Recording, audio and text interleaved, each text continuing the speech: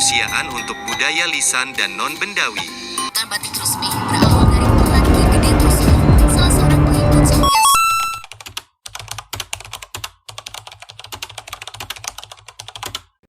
Assalamualaikum warahmatullahi wabarakatuh. Saya Naila Sahira dan di podcast kali ini berjudul tentang keindahan batik tradisional di Indonesia dan saya bersama dengan Saya Gambar Fagia. Oke, Mbak Gambar. Mbak Gambar ini sekarang menempuh pendidikan kelas berapa, Mbak? Saya itu masih SMK kelas 10. Kalau kesibukannya itu di luar maupun di rumah itu biasanya ngapain, Mbak? Kalau di rumah itu saya sukanya rebahan sama bantu-bantu ibu kayak gitu.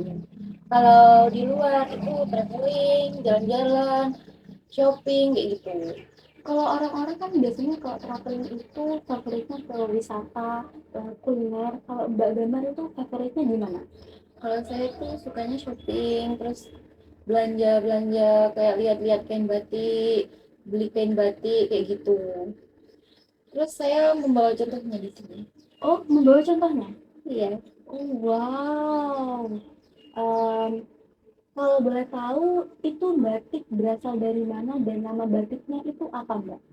Kalau katanya yang jelas sih ini namanya batik Parangkusumo ya.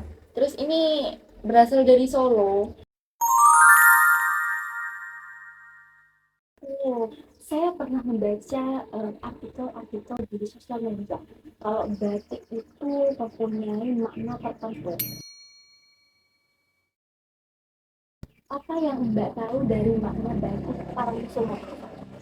Batik ini memiliki ragam hias, utama menyerupai sebuah ombak laut. Terus batik ini juga memiliki makna bahwa sebuah kehidupan harus dilandasi oleh perjuangan dan usaha. Mengenang sejarah tentang batik, boleh dong cerita sedikit tentang batik Mbak Gambar? Batik Indonesia ada sejak zaman kuno dan telah menjadi bagian integral dari budaya Indonesia. Makna simbolis batik sering memiliki makna yang dalam dengan setiap motif dan warna. Seringkali memiliki makna tersendiri seperti melambangkan status sosial, identitas suku.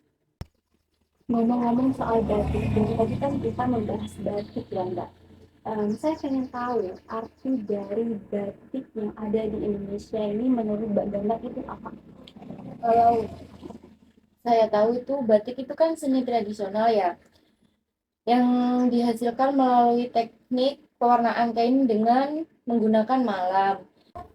Saya pernah mendengar dari UNESCO pada tahun 2009, batik di Indonesia diakui sebagai warisan budaya tak benda oleh manusia oleh UNESCO yang menunjukkan pentingnya batik dalam warisan budaya dunia dan upaya untuk melestarikannya.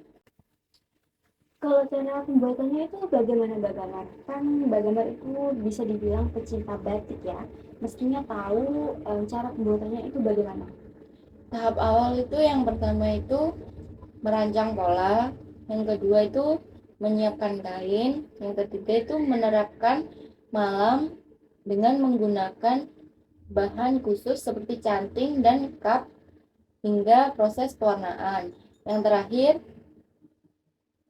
malam kemudian dihilangkan untuk mengungkapkan pola yang diinginkan. Penggunaan batik itu bisa jadi apa saja Mbak? Batik tidak hanya digunakan sebagai kain atau baju untuk pakaian tradisional, tetapi juga bisa menghasilkan produk seperti tas, spray, hingga dekorasi rumah. Ternyata susah itu ya Mbak, dan butuh kesabaran yang ekstra. Kalau di zaman sekarang kan namanya zaman modern, bagaimana caranya agar batik ini tidak punah? Caranya itu anak-anak di usia dini harus diajarkan membatik mulai dari rumah. Oh, gitu. Oke, Mbak Gema, terima kasih sudah menghadiri acara podcast kali ini dan semoga podcast selanjutnya bisa bertemu dengan Mbak Gema.